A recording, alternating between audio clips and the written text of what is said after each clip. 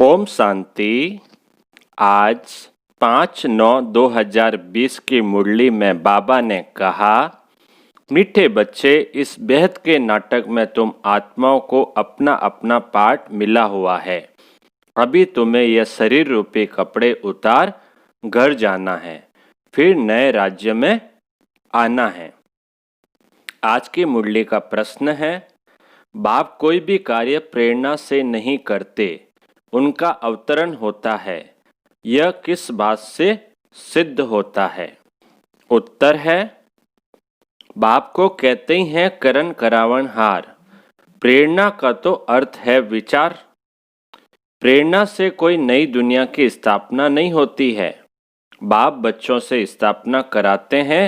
कर्मेंद्रियों बिगड़ तो कुछ भी करा नहीं सकते, इसलिए उन्हें शरीर का आधार लेना होता है। अब सुनते हैं आज की मुरली को विस्तार से। ओम शांति। रूहानी बच्चे रूहानी बाप के सामने बैठे हैं। गोया आत्माएं अपने बाप के सम्मुख बैठी है। आत्मा जरूर जिस्म के साथ ही बैठेगी। आत्मा तो कुछ बोल नहीं सकती है, सुन नहीं सकती है, उसको कोई जिस्म तो शरीर तो लेना ही पड़ेगा। बाप भी जब जिस्म लेते हैं तब भी सम्मुख होते हैं।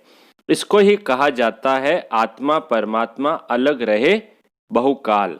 तुम बच्चे समझते हो ऊंचते ऊंच बाप को ही ईश्वर प्रभु परमात्मा भिन्न नाम दिए हैं। परम पिता कभी लौकिक बाप को नहीं कहा जाता है। सिर्फ परम पिता लिखा तो भी हर्जा नहीं है। परम पिता अर्थात वह सभी का पिता है एक। बच्चे जानते हैं हम परम पिता के साथ बैठे हैं। परम पिता परमात्मा और हम आत्माएं शांति धाम के रहने वाले हैं। यहाँ पाठ बजाने आते हैं। सतयुग से लेकर कलयुग अंत तक पाठ बजाया है। यह हो गई नई रचना। रचता बाप ने समझाया है कि तुम बच्चों ने ऐसे पाठ बजाया है। आगे यह नहीं जानते थे कि हमने 84 जन्मों का चक्र लगाया है। अभी तुम बच्चों से ही बाप बात करते हैं। जिन्होंने 84 का चक्र लगाया है, सब तो 84 जन्म नहीं ले सकते हैं। यह समझाना है कि 84 का चक्र कैसे फिरता है। बाकी लाखों वर्ष की तो बात ही नहीं। बच्चे जानते हैं कि हम हर 5000 वर्ष बाद पाठ बजाने आते हैं। हम पाठधारी हैं। ऊंचते ऊंच भगवान का भी विचित्र पाठ है। ब्रह्मा और विष्णु का विचित्र पाठ नहीं कहेंगे। दोनों ही 84 का चक्र लगाते हैं। बाकी शंकर का पाठ इस दुनिया में तो है नहीं। त्रिमूर्ति में दिखाते हैं स्थापना, विनाश और पालना। त्रिमूर्ति का चित्र है ना, उसमें स्थापना, विनाश और पालना दिखाते हैं। चित्रों पर समझाना होता है। चित्र जो दिखाते हो उस पर समझाना है। संगम युग पर पुरानी दुनिया का विनाश तो होना ही है। प्रेरक अक्सर भी रॉन्ग है। जैसे कोई कहते हैं आज हमको बाहर जाने की प्रेरणा नहीं है। प्रेरणा यानी विचार, विचार नहीं है बाहर जाने का। प्रेरणा का कोई और अर्थ नहीं है। परमात्मा कोई प्रेरणा से काम नहीं करता, न प्रेरणा से ज्ञान मिल सकता है। बाप आते हैं इन कर्मेंद्रियों द्वारा पाठ बजाने।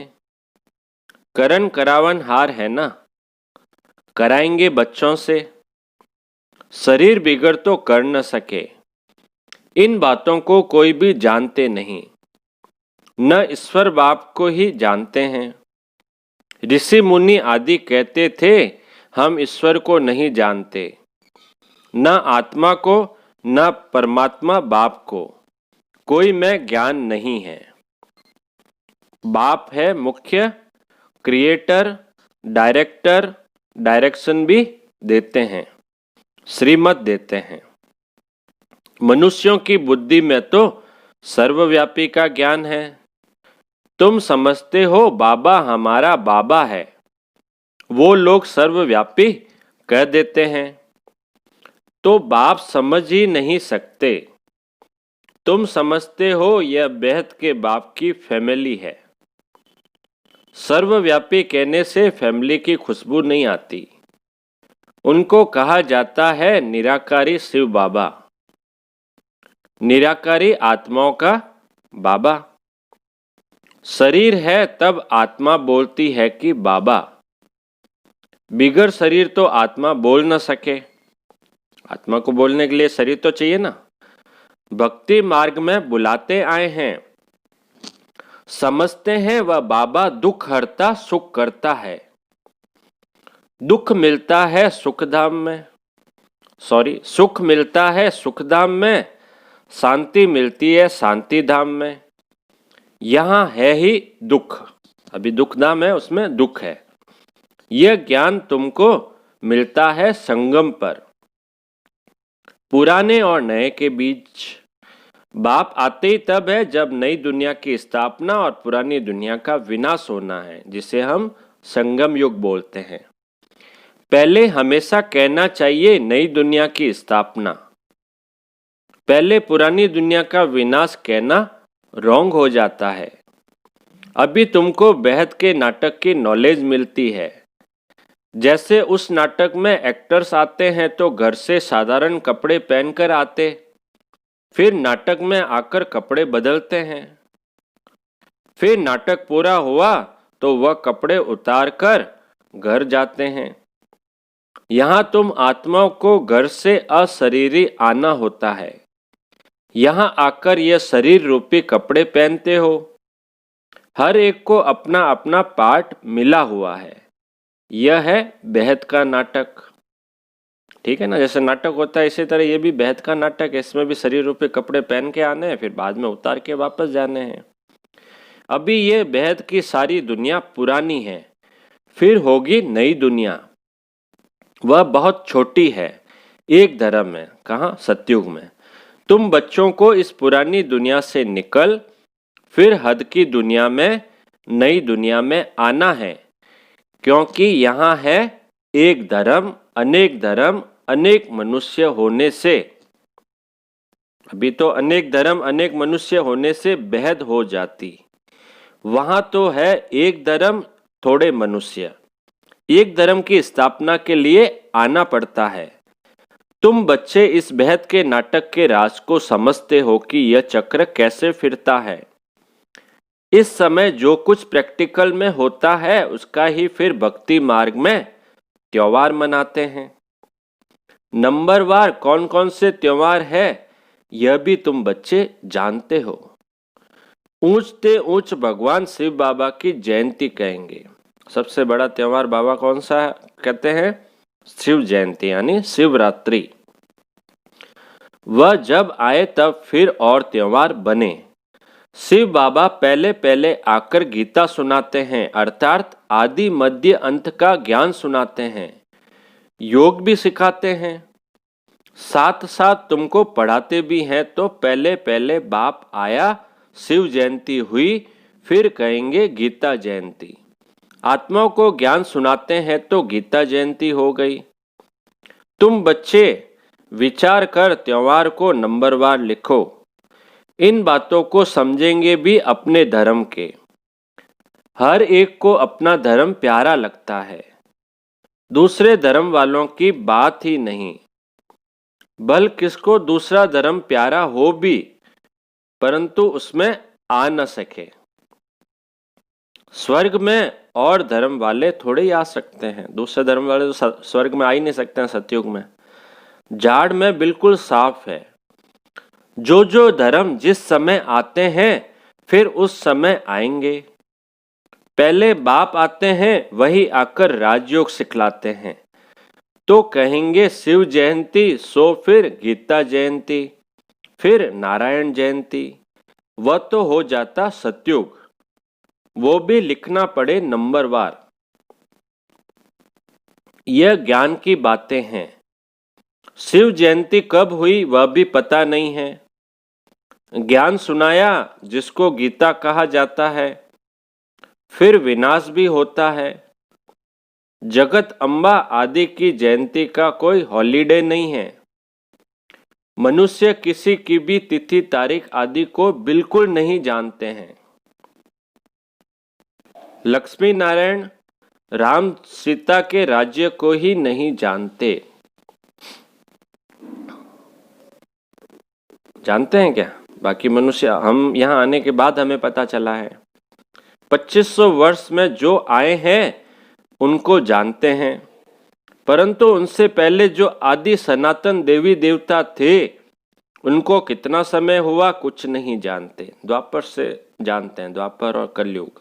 बाकी सतयुग त्रेता में क्या हुआ वो नहीं जानते। 5000 वर्ष से बड़ा कल्प तो हो न सके।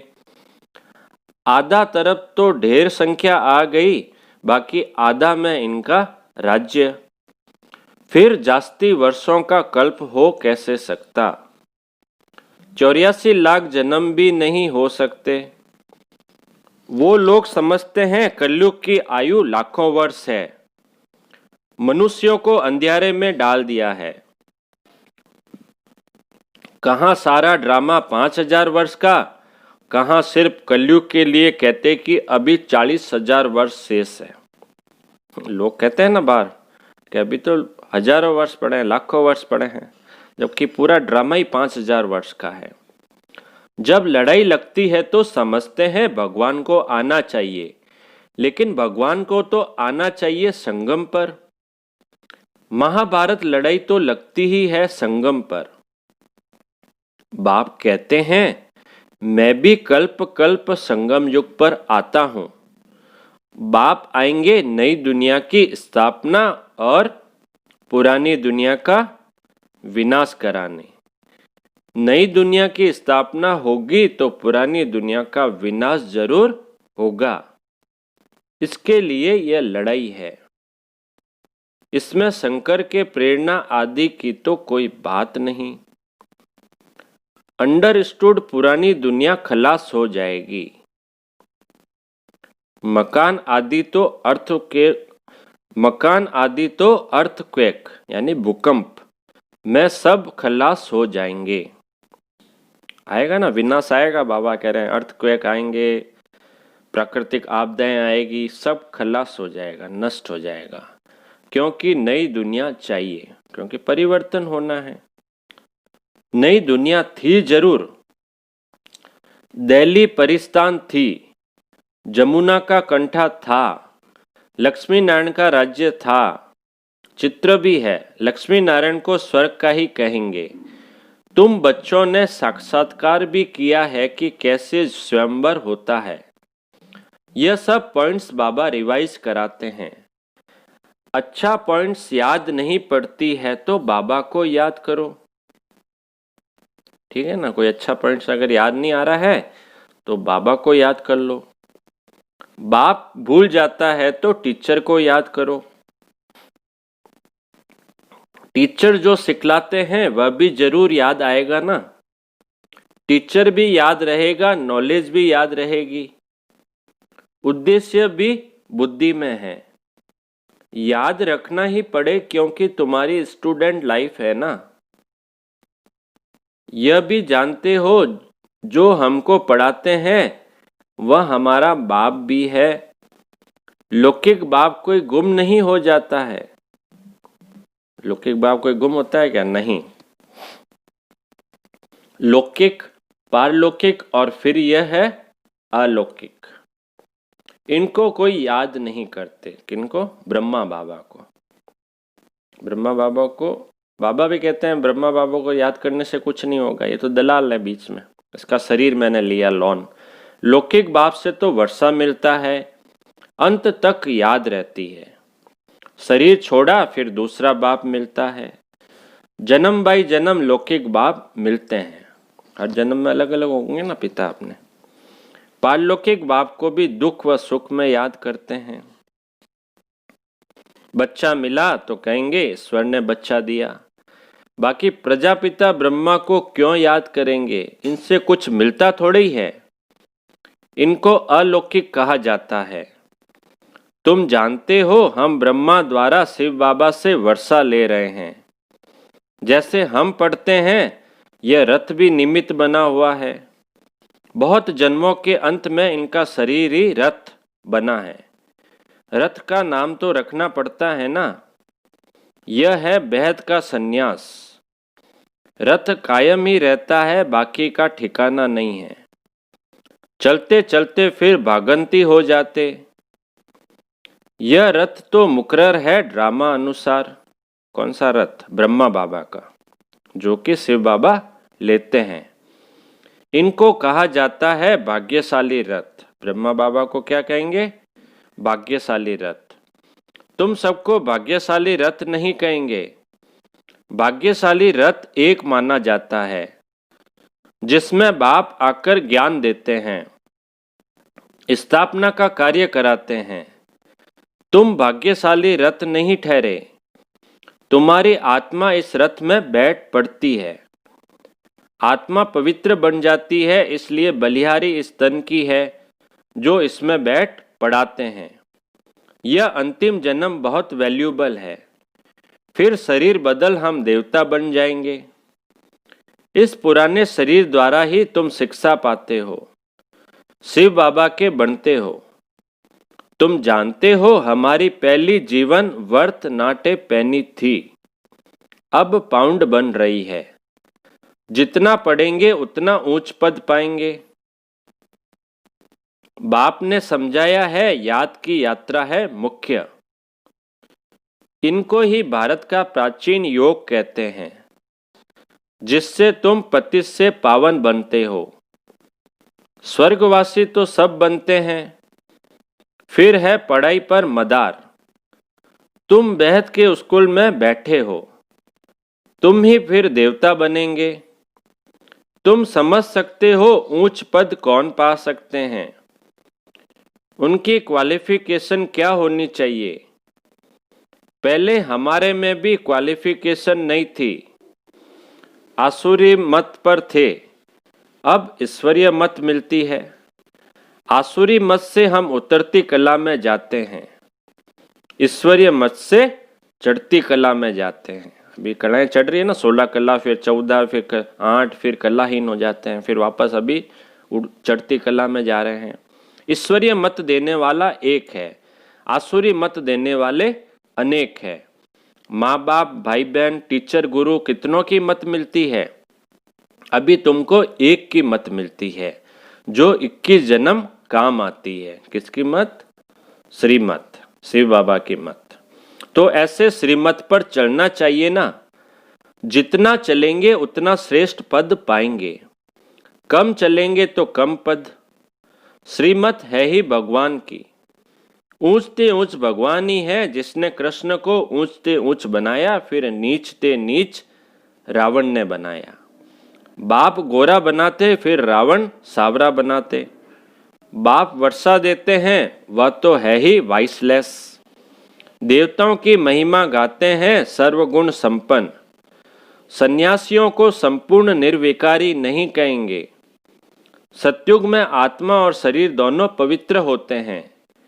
देवताओं को सब जानते हैं।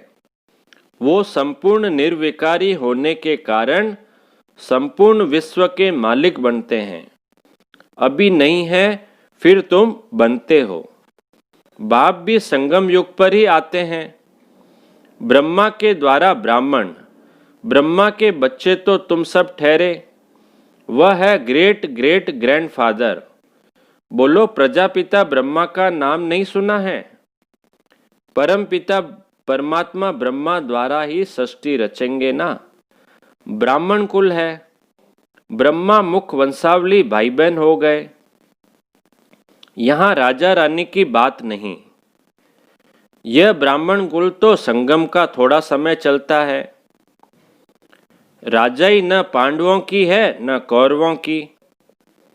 अच्छा अच्छा, मीठे मीठे सिक्की लदे बच्चों प्रति मात पिता बाप दादा का याद प्यार और गुड मॉर्निंग। रूहानी बाप की रूहानी बच्चों को नमस्ते। हम रूहानी बच्चों की रूहानी बाप दादा को याद प्यार, गुड मॉर्निंग और नमस्ते नमस्ते नमस्ते। अब सुनते हैं पूरी मुरली का धारणा के लिए मुख्य सार। पहला पॉइंट, 21 जन्म श्रेष्ठ पद का अधिकारी बनने के लिए सब आसुरी मतों को छोड़ एक ईश्वरीय मत पर चलना है, संपूर्ण वाइसलेस बनना है। दूसरा पॉइंट है, इस पुराने शरीर में बैठ बाप की शिक्षाओं को धारण कर देवता बनना है। यह है बहुत वैल्यूबल जीवन, इसमें वर्थ पाउंड बनना है। अब मीठे बाबा का मीठा मीठा वरदान, सर्व संबंधों के सहयोग की अनुभूति द्वारा निरंतर योगी सहज योगी भव। सर्व संबंधों के सहयोग की अनुभूति द्वारा निरंतर योगी सहज योगी भव। विस्तार है, हर समय बाप के भिन्न भिन्न संबंधों का सहयोग लेना अर्थात अनुभव करना ही सहज योग है। बाप कैसे भी समय पर संबंध निभाने के लिए बंधे हुए हैं। सारे कल्प में अभी ही सर्व अनुभवों की खान प्राप्त होती है, इसलिए सदा सर्व संबंधों का सहयोग लो और निरंतर योगी सहज योगी बनो, क्योंकि जो सर्व संबंधों की अनुभूति व प्राप्ति में मग्न रहता है वह पुरानी दुनिया के वातावरण से सहज ही उपराम हो जाता है। स्लोगन है आज का, सर्व शक्तियों से संपन्न रहना यही ब्राह्मण स्वरूप की विशेषता है। सर्व शक्तियों से संपन्न रहना यही ब्राह्मण स्वरूप की विशेषता है। अच्छा, ओम शांति।